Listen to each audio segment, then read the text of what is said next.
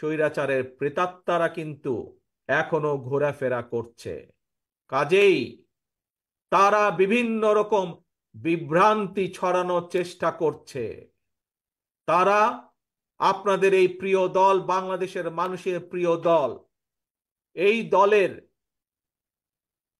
এই দলের নাম ব্যবহার করে অনেকে বিভিন্ন রকম অনৈতিক কাজের সাথে সম্পৃক্ত হয়েছে।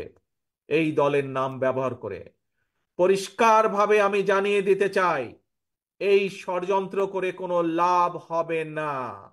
বাংলাদেশের গণতান্ত্রিক আমি মানুষ এবং শহীদ জিয়া, খালেদা জিয়ার প্রকৃত সৈনিক যারা, তারা এই ব্যাপারে প্রতিবাদ প্রতিরোধ গড়ে তুলবে এবং যে কোনোভাবেই এই ষড়যন্ত্রের বীজ ভাঙা জবাব তারা দিবে, দাঁত ভাঙা জবাব তারা দিবে। কাজেই প্রিয় ভাই বোনেরা, আপনাদের সহযোগিতা নিয়ে, আপনাদের সমর্থন নিয়ে বিএনপি আজও এত অত্যাচার নির্যাতনের মধ্যে টিকে আছে। আজ আবারও যদি আপনাদের সাহায্য সমর্থন অব্যাহত থাকে, তাহলে ইনশাল্লাহ আমরা সেই বাংলাদেশ গড়তে সক্ষম হব।